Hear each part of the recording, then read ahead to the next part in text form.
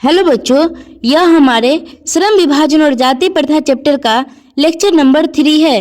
इस वीडियो में हम बच्चों श्रम विभाजन और जाति प्रथा चैप्टर से आने वाले सभी इम्पोर्टेंट प्रश्नों को कवर करेंगे, जहां से आपके एक भी प्रश्न नहीं छूटेंगे। तो चलिए बच्चों, इस वीडियो को यहीं से शुरू करते हैं। तो बच्चों, हमारा सबसे पहला प्रश्न है कि जाति प्रथा को श्रम विभाजन का एक रूप न मानने के पीछे अम्बेडकर का क्या तर्क है। यानी कि बाबा साहब भीमराव अम्बेडकर जी ने जाति प्रथा को श्रम विभाजन का एक रूप क्यों नहीं माना है, उसके पीछे इनके क्या तर्क थे। तो चलिए आगे पढ़ते हैं। तो बच्चों, इसका आंसर दिया गया है कि जाति प्रथा को श्रम विभाजन का ही एक रूप न मानने के पीछे अम्बेडकर जी के निम्नलिखित तर्क है। यानी कि इस तरह के क्वेश्चन में बच्चों हम निम्नलिखित शब्द का प्रयोग करते हैं सबसे ऊपर, जिससे आगे आने वाले लोगों को जो एग्जाम के कॉपी चेक करने वाले होते हैं उन्हें इस तरह से आभास हो कि इनके नीचे बहुत सारे जो पॉइंट्स दिए गए हैं वो सभी इन्हीं के रिलेटेड है। ठीक है, तो बच्चों इसका हम फिर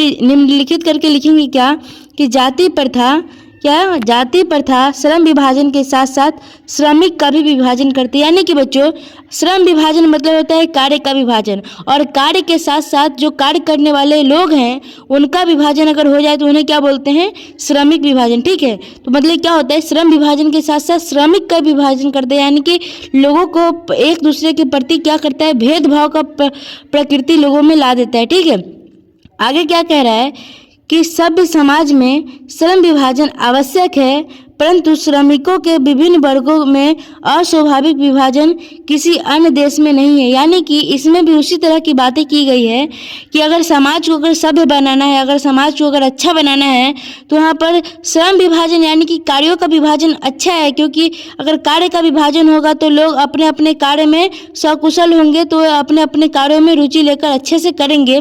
लेकिन यहाँ क्या हो रहा है, कार्यों के आधार पर लोगों का ही विभाजन हो जा रहा है।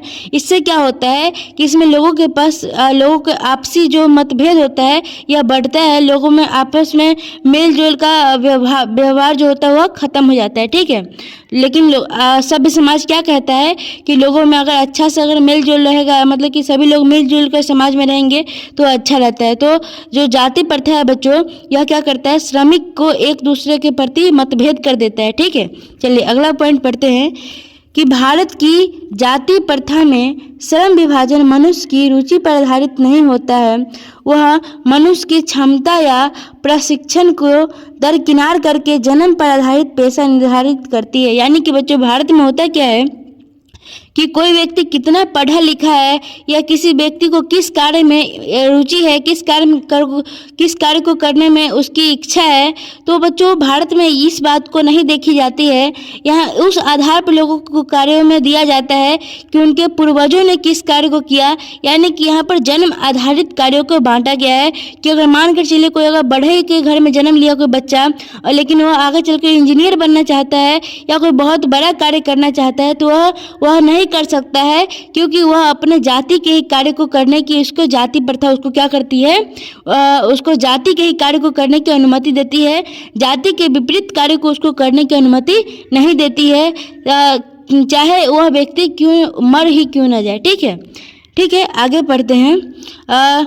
जो शुल्क विपरीत परिस्थिति में पेश बालक यानी कि यहाँ कहने का मतलब है कि बच्चों अगर किसी व्यक्ति को किसी कार्य में इच्छा नहीं लग रही है, मन नहीं लग रही है, या वह काम उससे नहीं हो पा रहा है, फिर भी वो जाति प्रथा जो है वह उस व्यक्ति को उसी कार्य को करने के लिए प्रेरित करती है। क्योंकि जाति प्रथा का कहना है कि चाहे कोई व्यक्ति मर ही क्यों न जाए, भूखे मर ही क्यों न जाए, लेकिन उस व्यक्ति को उसी काम को करना है जिस काम को उसके पूर्वजों ने किया है, या जिस घर में वह जन्म लिया है, जिस जाति के घर में वह जन्म लिया है। ठीक है बच्चों, हमारा अगला प्रश्न है कि जाति प्रथा भारतीय समाज में बेरोजगारी व भूखमरी का एक कारण कैसे बनती रही है, क्या यह स्थिति आज भी। यानी कि बच्चों यहाँ पूछा गया है कि जो जाति प्रथा का जो सिस्टम है यह भारत में बेरोजगारी का कारण और भूखमरी के कारण किस तरह से बन गई है, और यह भी पूछा गया है क्या यह स्थिति आज भी है। तो चलिए बच्चों इसका आंसर हम पढ़ते हैं। बच्चों इसका आंसर दिया गया है कि जाति प्रथा भारतीय समाज में बेरोजगारी व भूखमरी का भी एक कारण बनती रही है, क्योंकि यहाँ पर बच्चों क्या होता है, क्योंकि यहाँ जाति प्रथा पैसे का दोषपूर्ण पूर्व निर्धारण नहीं करती, बल्कि मनुष्य को जीवन भर के लिए एक पैसे में बांध देती। यानी कि बच्चों, जाति प्रथा भारत में बेरोजगारी के कारण इसलिए बनी हुई है क्योंकि यह लोगों में इस तरह से नहीं करता है कि आप अपने काम को भी कर सकते हैं और साथ साथ किसी और जाति के काम है उसको भी आप कर सकते हैं, बल्कि यहाँ क्या हो रहा है कि आप अपने ही काम को कीजिए, आप किसी और जाति के कार्य को नहीं कर सकते हैं। यानी कि जाति प्रथा जीवन भर के लिए किसी इंसान को एक ही कार्य में बांध कर रख देती है। और क्या कहा गया है कि उसे पेशा बदलने की अनुमति नहीं होती है। यानी कि कोई व्यक्ति है जो अपना कार्य बदलना चाह रहा है तो वह नहीं बदल सकता, अपना पेशा नहीं बदल सकता है जाति प्रथा में, ठीक है। भले ही पेशा अनुपयुक्त या अपर्याप्त होने के कारण वह भूखे मर जाए। यानी कि कहा गया है कि अगर किसी व्यक्ति को उसका जो काम बचपन से वह जिस घर में जन्म लिया है उस घर के लोग करते आ रहे हैं, अगर वह व्यक्ति उस कार्य में अगर असफल हो गया, अगर उसे वह काम नहीं आता है तो वह व्यक्ति भूखे ही मर जाए। लेकिन जाति प्रथा उसे यह नहीं कहती है कि आप अपने काम को, अपनी जाति के काम को छोड़कर आप किसी अन्य जाति को कार्य को करें, ठीक है। आगे लिखा गया है कि आधुनिक युग में यह स्थिति प्रायः आती है क्योंकि उद्योग धंधों की प्रक्रिया व तकनीक में निरंतर विकास और कभी कभी अकस्मात परिवर्तन हो जाता है। यानी कि यहाँ पर बच्चों सीधे सीधे कहा गया है कि अभी जो समय चल रहा है इस समय में यह परिस्थिति अक्सर आती है कि कभी कभी कोई कार्य बंद हो जाता है। जैसे कि आप समझ सकते हैं कि अगर कोई व्यक्ति आइसक्रीम ठंड के मौसम गर्मी के मौसम में बेचता है तो फिर वह ठंड के मौसम में क्या बेचेगा। तो बच्चों, इस स्थिति को हम देखते हुए कि कोई व्यक्ति अगर गर्मी में अगर आइसक्रीम बेच रहा है तो वह ठंडी में फिर केक वगैरह ये सब चीज़ बेचता है। लेकिन जाति प्रथा यह नहीं कहता है कि आप उसके कहने का मतलब कि आप गर्मी में जब आइसक्रीम बेच रहे हो तो आप ठंड में भी आइसक्रीम ही बेचो, आप किसी अन्य जाति के काम को नहीं कर सकते हैं, ठीक है। यह कहा गया है जाति प्रथा में, ठीक है। आगे पढ़ते हैं। जिसके कारण मनुष्य को अपना पेशा बदलने की आवश्यकता पड़ सकती है। अगर कोई व्यक्ति गर्मी में आइसक्रीम बेच रहा है तो वह ठंड में क्या बेचेगा, तो इस स्थिति में तो उसे अपना पेशा बदलना ही पड़ेगा, ठीक है। आगे पढ़ते हैं कि ऐसी परिस्थिति में मनुष्य को पेशा न बदलने की स्वतंत्रता न हो तो भुखमरी व बेरोजगारी बढ़ती है। बच्चों, यह प्रयास की बात है कि अगर किसी व्यक्ति को अपने समय के अनुसार अगर उसे अपना रोजगार बदलने का अगर अवसर नहीं दिया जाए तो वह व्यक्ति भूखा मर जाएगा या बेरोजगार घर पर बैठ जाएगा, ठीक है ना। अब पढ़ते हैं। हिंदू धर्म की जाति प्रथा किसी भी व्यक्ति को पैतृक पेशा बदलने की अनुमति नहीं देती। आज यह स्थिति है और आज यह स्थिति नहीं है। यानी कि बच्चों, पहले यह हुआ करता था हिंदू धर्म में कि कोई व्यक्ति अगर बढ़ई के घर में जन्म लिया या कोई व्यक्ति लोहार के घर में जन्म लिया या कोई कुशवाहा परिवार में जन्म लिया तो वह अपने ही जाति के कार्य को, यानी कि हर जाति के लोग अपने अपने जाति के अपने अपने वंश के, यानी कि जो उसके पूर्वज जो काम किए उसी कार्य को करते थे और किसी अन्य जाति के काम को नहीं करते थे, ठीक है। और यह स्थिति बनी रहती थी। लेकिन आज बच्चों यह सब स्थिति नहीं है, ठीक है। आगे पढ़ते हैं कि सरकारी कानून, समाज सुधार व शिक्षा के कारण जाति प्रथा के बंधन कमजोर हुए। यानी कि बच्चों, ये जो सरकारी कानून वगैरह संविधान जो लागू हुआ और समाज के सुधारक लोग, बहुत बड़े बड़े सुधारक लोग थे, और शिक्षा के कारण बच्चों क्या हुआ कि अब जाति प्रथा उतना अब मायने नहीं रखता है। लोग अपने अपने कार्यों में सकुशल होने, जिस काम में वह लोग अपने काम को रुचि रखते हैं या जिस व्यक्ति को अगर किसी काम में अगर मन लगता है तो लोग अब उसी काम को करते हैं, ठीक है। आगे क्या है, पेशे संबंधी बंधन प्राय है। यदि व्यक्ति अपना पेशा बदलना चाहे तो जाति बाधक नहीं है। अब बच्चों, जाति किसी प्रकार का बाधा नहीं बनाता है कि आप अपना पेशा नहीं बदल सकते हैं, ये सभी चीज़ नहीं है, ठीक है। अगला प्रश्न है बच्चों कि लेखक के मत से दास्ता की व्यापक परिभाषा क्या है। यानी कि बच्चों, दास्ता का व्यापक परिभाषा क्या है बाबा साहब भीमराव अंबेडकर जी के अनुसार, ठीक है। तो बच्चों पढ़ते हैं कि लेखक के मत से दास्ता से अभिप्राय केवल कानूनी प्राधीनता नहीं है। दास्ता की व्यापक परिभाषा है किसी व्यक्ति को अपना व्यवसाय चुनने की स्वतंत्रता न देना। यानी कि बच्चों, दास्ता का अर्थ क्या होता है कि किसी व्यक्ति को अपना व्यवसाय चुनने का स्वतंत्रता न देना। यानी कि बच्चों, यह जाति प्रथा में होता था, ठीक है। इसका सीधा अर्थ है उसे दास्ता में जकड़ कर रखना, यानी कि उसे बंधन में जकड़ कर रखना। बच्चों दास्ता का मतलब हम एक तरह से बंधन समझ सकते हैं, या आप दास का मतलब समझ सकते हैं कि किसी का बंधक, ठीक है, या किसी का नौकर, ये सब समझ सकते हैं, ठीक है। इसमें कुछ व्यक्तियों को दूसरे लोगों द्वारा निर्धारित व्यवहार व कर्तव्यों को पालन करने के लिए विवश होना पड़ता है, यानी कि ये जो दास्ता है इसमें क्या होता है कि लोग, कुछ व्यक्ति जो होते हैं, जो मान कर चलिए कोई व्यक्ति अगर गरीब है या अगर कोई नीची जाति से है, तो उस पर क्या होता है, ऊंची जाति के लोग क्या करते हैं, अपना रौब जमाते हैं और अपने जो गंदे जो काम होते हैं, यानी कि जो धोने पोछने का जो काम होता है, कपड़ा धोना या जो भी चीज़ पोछा, घर का पोछा वगैरह करना, ये सभी कार्य क्या करते हैं, वो लोग छोटे जाति के लोगों को पहले दिया करते थे, ठीक है।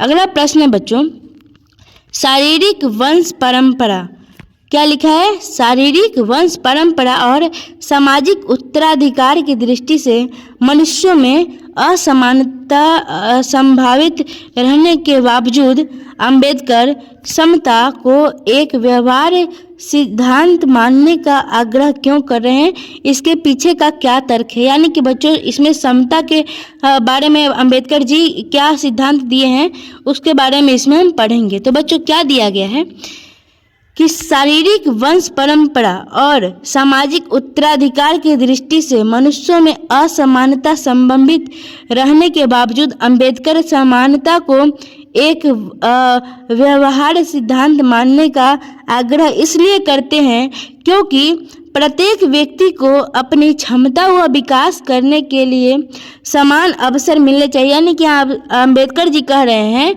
कि इस दुनिया में जितने भी लोग हैं सभी तो इंसान ही हैं, लेकिन क्या होता है कि कुछ लोगों को ऊंची जाति और कुछ लोगों को नीची जाति, इन सभी कार्यों की वजह से क्या होता है कि कुछ लोग तुच्छ जिंदगी भर बनकर रह जाते हैं और वह विभिन्न प्रकार के अवसरों से क्या होता है कि उनको बहुत जगह उन्हें छांट दिया जाता है। तो उनका आग्रह यह है कि सभी व्यक्ति जब समान हैं तो उनकी क्षमता के विकास करने के लिए उन्हें एक अवसर तो दिया जाना चाहिए। आगे वे कहते हैं कि वे शारीरिक वंश परंपरा व सामाजिक उत्तराधिकार के आधार पर असमान व्यवहार को अनुचित मानते हैं। उनका मानना है कि समाज को यदि अपने सदस्यों से अधिकतम उपयोगिता प्राप्त करनी है तो उसे समाज के सदस्यों को आरंभ से ही समान अवसर व समान व्यवहार उपलब्ध करवाने चाहिए। यानी कि अगर समाज यह चाहती है कि समाज के हर वर्ग के लोग, हर जाति के लोग आगे बढ़े और अपने अपने क्षेत्र में अच्छा काम करें, तो समाज को शुरू से ही उस तरह का माहौल बनाना चाहिए कि हर जाति, हर वर्ग के लोग अपना काम अच्छे से कर सके, ठीक है। यानी कि शुरू से लोगों को स्वतंत्रता रहनी चाहिए कि वह जिस काम को करने में रुचि रखते हैं वह उसी कार्य को अच्छे से करे, ठीक है। आगे क्या दिया गया है कि राजनीतिज्ञों को भी सबके साथ समान व्यवहार करना चाहिए। यानी कि जो नेतागण हैं उन सभी से भी क्या करना चाहिए, सभी जो जितने भी जनता है, जितने भी लोग हैं देश में, उन सभी लोगों से एक समान व्यवहार करना चाहिए। ऐसा नहीं कि कोई व्यक्ति अगर ज़्यादा पैसा वाला है तो उसे बहुत रिस्पेक्ट दिया जाए और कोई व्यक्ति अगर गरीब है तो उसे लात मारकर भगा दिया जाए।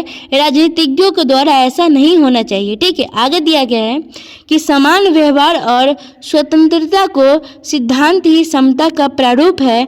सामाजिक उत्थान के लिए समता को होना अनिवार्य है। यानी कि ये जो समता शब्द है बच्चों, इसका अर्थ हम पढ़ते हुए समझे हैं कि इसका एक तरह से अर्थ है बच्चों समानता। इसलिए बच्चों समाज में सभी चीज़ों के लिए ये समता का होना बहुत अनिवार्य है, ठीक है। अगला प्रश्न है बच्चों, सही में अंबेडकर ने भावनात्मक क्या है, सही में अंबेडकर ने भावनात्मक समतत्व की मानवीय दृष्टि के तहत जातिवाद का उन्मूलन चाहा है, जिसकी प्रतिष्ठा के लिए भौतिक स्थितियों और जीवन सुविधाओं का तर्क दिया है।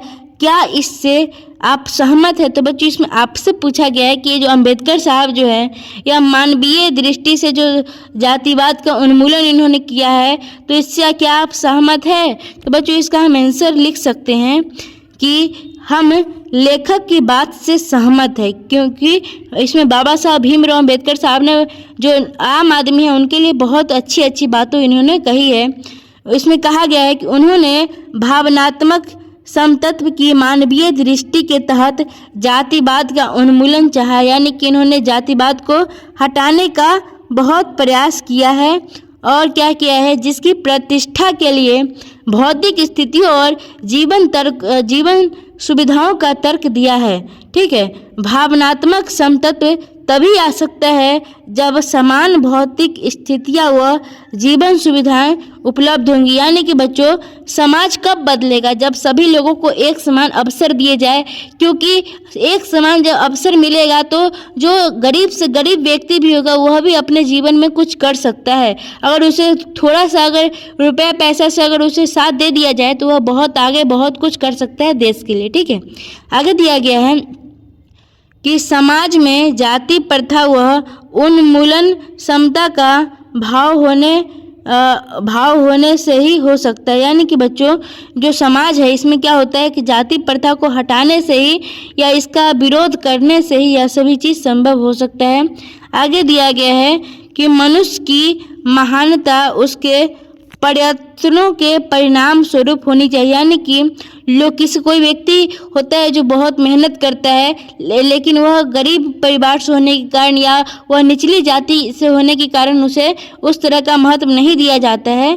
तो बच्चों, ऐसा नहीं होना चाहिए, क्योंकि समाज में सभी लोगों को समान अवसर मिलने के हक है। तो बच्चों, क्या कहा गया है कि प्रयत्नों के परिणाम स्वरूप, यानी कि लोगों का जो महत्व है वह उनके कार्यों के अनुरूप होना चाहिए। ठीक है, आगे दिया गया है कि मनुष्य के प्रयासों का मूल्यांकन भी तभी हो सकता है जब सभी को समान अवसर मिले। ठीक है, शहर में कॉन्वेंट स्कूल व सरकारी स्कूल के विद्यार्थियों के बीच स्पर्धा में कॉन्वेंट स्कूल का विद्यार्थी ही जीतेगा, क्योंकि उसे अच्छी सुविधाएं मिली है। क्योंकि बच्चों, दिया गया है कि जो शहर के जो कॉन्वेंट स्कूल यानी कि जो प्राइवेट स्कूल, जो बड़े बड़े स्कूल होते हैं, अगर उनकी तुलना अगर सरकारी स्कूल के बच्चों से किया जाए तो इनमें बच्चों प्राइवेट स्कूल के ही बच्चे जीतेंगे, क्योंकि उन्हें बहुत आधुनिक तकनीकों के द्वारा उन्हें सिखाया गया है, उन्हें इस तरह से विजुअलाइज करवा के पढ़ाया गया है कि बच्चे कभी कुछ भूल भी नहीं सकते। लेकिन सरकारी स्कूल में आज भी क्या होता है कि बच्चों को जिस तरह का माहौल मिलना चाहिए उस तरह का मिलता नहीं है ना।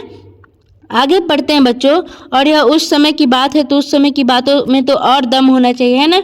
तो बच्चों आगे पढ़ते हैं, क्योंकि उससे अच्छी सुविधाएं मिली है।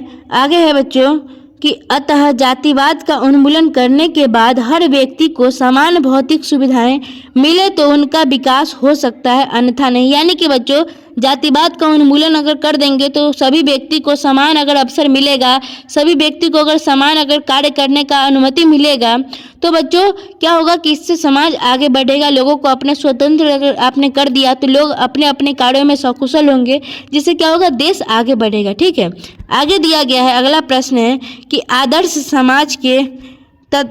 समाज के 3 तत्वों में से एक भ्रातृत्व को रखकर लेखक ने अपने आदर्श समाज में स्त्रियों को भी सम्मिलित किया है अथवा नहीं। आप इस भ्रातृत्व शब्द से कहाँ तक सहमत है? यदि नहीं तो आप इस शब्द को क्या उचित समझेंगे? बच्चों, इसमें जो भ्रातृत्व शब्द जो बाबा साहब भीमराव अम्बेडकर साहब ने प्रयोग किया है उसके लिए है कि आप इस बात से सहमत है कि नहीं। जो बाबा साहब भीमराव अम्बेडकर साहब ने भ्रातृत्व शब्द का प्रयोग किया है इसमें स्त्रियों को क्या स्थान दिया गया है? ठीक है, तो बच्चों इसमें दिया गया है कि लेखक ने अपने आदर्श समाज में भ्रातृत्व के अंतर्गत स्त्रियों को भी सम्मिलित किया है। यानी कि बच्चों ये जो भाईचारा जो शब्द है इसमें स्त्रियों को भी सम्मिलित किया है, क्योंकि बच्चों भ्रातृत्व से अभिप्राय भाईचारे की भावना अथवा विश्व बंधुत्व की भावना से है। यानी कि बच्चों ये जो भ्रातृत्व शब्द है इससे विश्व बंधुत्व यानी कि सभी लोगों को, पूरे विश्व के लोगों को एक बंधुत्व यानी कि दोस्त के भाव से रखा गया है। ठीक है, जब यह भावना किसी व्यक्ति विशेष या लिंग विशेष की है ही नहीं तो स्त्रियां स्वाभाविक रूप से इसमें सम्मिलित हो सकती है। यानी कि बच्चों इसमें यह नहीं कहा गया है कि केवल पुरुष या केवल स्त्री या केवल किसी अन्य जाति के लोग। ठीक है, यहाँ पर बच्चों सिर्फ बंधुत्व कहा गया है, इसमें सभी वर्ग के, सभी जाति के स्त्री पुरुष सभी शामिल हो सकते हैं। ठीक है, आखिर स्त्री का स्त्री के प्रति प्रेम ही तो बंधुत्व की भावना को प्रकट करता है। यानी कि एक नारी अगर दूसरी नारी से मिलजुल कर रहती है तो बच्चों इसे ही तो बंधुत्व का भावना कहा जा सकता है। इसलिए मैं इस बात से पूरी तरह सहमत हूँ कि यह शब्द पूर्णतः क्या है, यानी कि बच्चों यह शब्द जो है पूर्णतः क्या है, सही है। इस जो भ्रातृत्व शब्द का प्रयोग किया गया है बिल्कुल सही है यहाँ, ठीक है।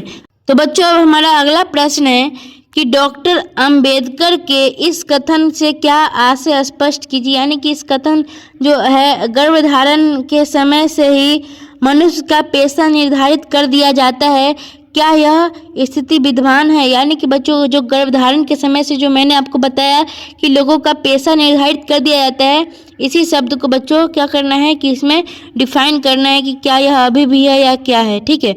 तो बच्चों यहाँ दिया गया है कि डॉक्टर अंबेडकर ने भारत की जाति प्रथा पर सटीक विश्लेषण किया है।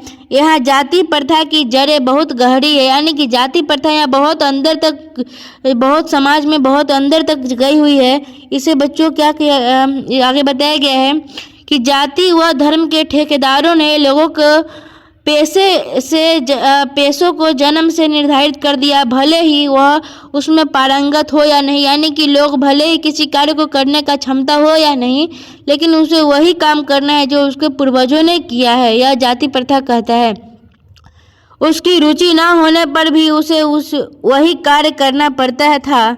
इस व्यवस्था को श्रम विभाजन के नाम पर लागू किया गया था। आज यह स्थिति नहीं है। शिक्षा, समाज सुधार व तकनीकी विकास, सरकारी कानून आदि के कारण जाति प्रथा के ढीले हो गए हैं। व्यवसाय के क्षेत्र में जाति का महत्व नगण्य हो गया। यानी कि बच्चे यहाँ कहा गया है कि यह सब पहले हुआ करता था, लेकिन अब लोग शिक्षित हो गए हैं, सरकार इस पर एक्शन ले रही है। इस कारण क्या होता है बच्चों कि अब क्या है, जाति प्रथा अब नहीं है उतना, और सभी लोगों को अपने अपने जाति से अलग के कार्य को चुनने का भी जो अधिकार है वह मिल चुका है, ठीक है। अगला प्रश्न है बच्चों कि डॉक्टर भीमराव की कल्पना के आदर्श समाज की आधारभूत बातें संक्षेप में समझाइए। आदर्श समाज की स्थापना में डॉक्टर भीमराव अंबेडकर के विचारों का सार्थकता अपने विचार प्रकट कीजिए। तो बच्चों इसमें दिया गया है कि डॉक्टर भीमराव अंबेडकर की कल्पना के आदर्श समाज की आधारभूत बातें निम्नलिखित है। यानी कि इसमें हम फिर निम्नलिखित वाली बातों को चर्चा करेंगे। कौन कौन सी पॉइंटें हैं, चलिए पढ़ते हैं। उनका यह आदर्श समाज स्वतंत्रता, समता व भ्रातृत्व पर आधारित है, ठीक है।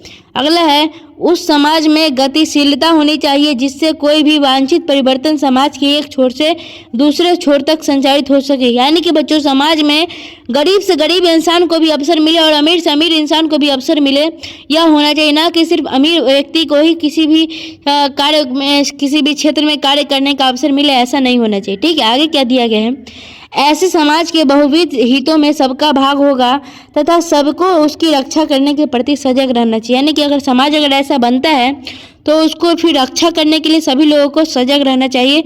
ना कि जब समाज का निर्माण हो गया तो सब अपने अपने कार्यों में बिजी हो गए और समाज फिर उसी तरह से गरीबी और उत्पीड़न से भिड़ जाए, ठीक है। आगे क्या किया गया, सामाजिक जीवन में अबाध संपर्क के आने के अनेक साधन व अवसर उपलब्ध रहने चाहिए। डॉक्टर अंबेडकर के विचार निश्चित रूप से क्रांतिकारी है, परंतु व्यवहार में यह बेहद कठिन है। व्यक्तिगत गुणों के कारण जो वर्ग समाज व कब्जा कर लिए हैं, यानी कि जो समाज पर जो कब्जा किए हुए हैं, वो अपने विशेषाधिकार को आसानी से नहीं छोड़ सकते या समाज कुछ सीमा तक ही स्थगित हो सकते हैं। यानी कि बच्चों जो लोग पहले से अपने जाति को ऊंचा मान चुके हैं या जो लोग अपने जाति को ऊंचा ओहदा दिवा चुके हैं, वो लोग आसानी से तो समझेंगे नहीं। उनके लिए क्या करना चाहिए, जो अंबेडकर जी क्रांति का जो रूप दिए हैं, इसी क्रांति से यह सभी चीज़ संभव हो सकता है, ठीक है। आगे क्या दिया गया है कि जाति और श्रम विभाजन में बुनियादी क्या अंतर है। तो बच्चों जाति प्रथा जो है और इसमें श्रम विभाजन में क्या अंतर है, यहाँ पर उसके बारे में हम चर्चा करेंगे। तो यहाँ दिया गया है बच्चों, इसका आंसर हम पढ़ते हैं कि जाति और श्रम विभाजन में बुनियादी अंतर यह है कि जाति के नियात्मक विशिष्ट वर्ग के लोग हैं, जाति वाले व्यक्तियों की इसमें कोई भूमिका नहीं है। ब्राह्मणवादी व्यवस्थापक सभी हितों के अनुरूप जाति वह उसका कार्य निर्धारित करते हैं। वे उस पेशे को विपरीत परिस्थिति में नहीं बदलने देते हैं, भले ही वह भूखे मर जाए। यानी कि जो ब्राह्मणवादी यानी कि जो ऊंचे वर्ग के जो ऊंचे कास्ट के जो लोग हैं वह सभी ही इस कानून को लाए हैं कि जाति प्रथा और ये सभी चीज़ें, ठीक है बच्चों, कि यहाँ पर उनका मकसद यह था कि गरीब व्यक्ति या कोई नीची जाति के अगर कोई व्यक्ति हो तो भूखे मर जाए, लेकिन वह उसे अपने जाति के कार्य को अलग चुनने की अनुमति नहीं देते थे। ठीक है, आगे है, श्रम विभाजन में कोई व्यवस्थापक नहीं होता, यह वस्तु की मांग, तकनीक विकास व सरकारी फैसलों पर आधारित होता है। इसमें व्यक्ति अपना पेशा बदल सकता है। यानी कि बच्चों श्रम विभाजन में ऐसा नहीं होता है। श्रम विभाजन में क्या होता है कि व्यक्ति अपना समय के आधार पर पेशा बदल सकता है। ठीक है, अगला है कि लोकतंत्र से लेखक को क्या अभिप्राय, यानी कि जो लोकतंत्र जो शब्द है इससे लेखक क्या कहना चाहते हैं। ठीक है, तो बच्चों लेखक कहता है कि लोकतंत्र केवल शासन की एक पद्धति नहीं है, यह मूलतः सामूहिक दिनचर्या की एक रीति और समाज के सम्मिलित अनुभवों के आदान प्रदान का लाभ प्राप्त है। इसमें यह आवश्यक है कि अपने साथियों के प्रति श्रद्धा व सम्मान का भाव हो। उनका मानना है कि दूध पानी के मिश्रण की तरह भाईचारे का नाम लोकतंत्र। यानी कि बच्चों अगर समाज में दूध पानी के मिश्रण की तरह अगर भाईचारा हो गया और सभी लोग एक दूसरे के प्रति प्यार की भावना रखते हैं तो यह क्या है बच्चों, लोकतंत्र है। ठीक है, अगर समाज में सभी लोग अगर मिलजुल कर रहते हैं तो यह क्या है, लोकतंत्र। ठीक है, बाबा साहब भीमराव अम्बेडकर का यही तर्क था। ठीक है, यही उनके कहने का अर्थ था। ठीक है, आगे पढ़ते हैं कि लेखक ने मनुष्य की क्षमता के बारे में क्या बताया है। तो बच्चों यहाँ हम पढ़ते हैं, लेखक बताते हैं कि मनुष्य की क्षमता 3 बातों पर निर्भर करती है। तो बच्चों कौन कौन सी बातें हैं पढ़ते हैं।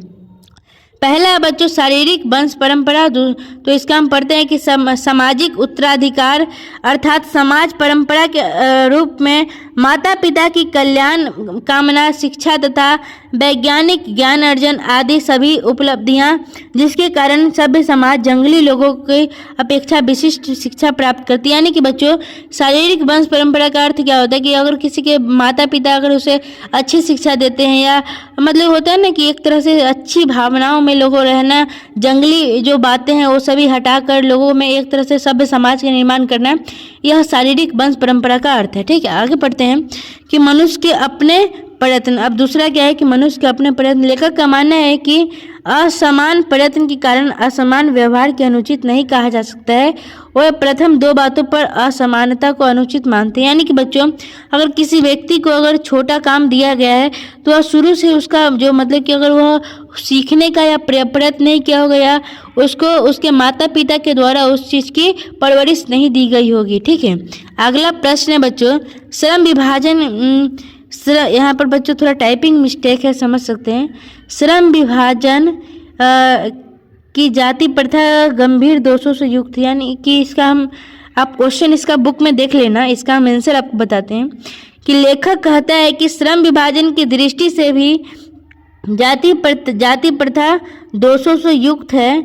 इस विषय में लेखक निम्नलिखित तर्क देता है। यानी कि इस विषय पर लेखक क्या तर्क देते हैं, चलिए ये पढ़ लेते हैं, आपको समझ में आ जाएगा। ठीक है, तो बच्चों दिया गया है कि जाति प्रथा का श्रम विभाजन मनुष्य की इच्छा से नहीं होता। यानी कि जाति प्रथा का श्रम विभाजन क्या होता है, मनुष्य की इच्छा के आधार पर होता ही नहीं है।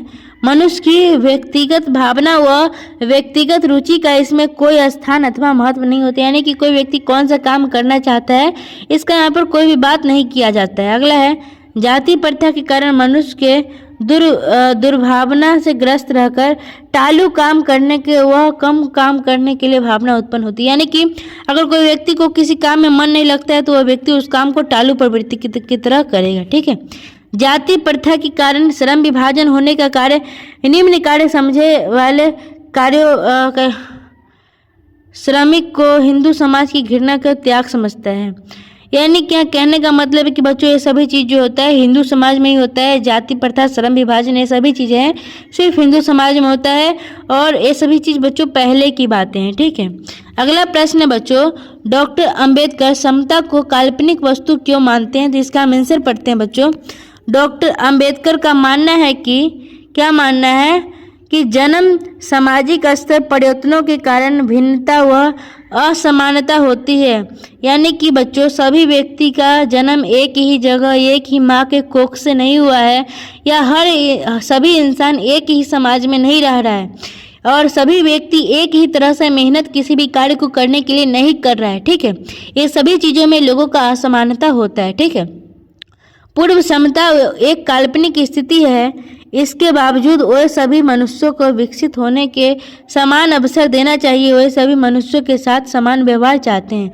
यानी कि बाबा साहब अम्बेडकर कहते हैं ये सभी चीज़ भले ही असमान है, लेकिन लोगों को अलग अलग लोगों को एक तरह से इनका कहना है कि जो समाज के सभी वर्गों के जो लोग हैं उन सभी को सामाजिक रूप से तो हम एक तरह से अवसर दें, जिनसे वो अगर नहीं भी कुछ करना चाहे तो भी वो स्वतंत्र रहेंगे, तो वो किसी भी काम को अच्छे से करेंगे, ठीक है। तो ये सभी चीज़ें बाबा साहब अम्बेडकर जी ने कहा है। बच्चों ये चैप्टर बहुत अच्छी है, आपको भी यह अच्छी लगी हो इसकी प्रश्नोत्तर तो आप वीडियो को लाइक कर सकते हैं, अपने दोस्तों के साथ शेयर कर सकते हैं, और चैनल पर नए हैं तो चैनल को सब्सक्राइब कर सकते हैं।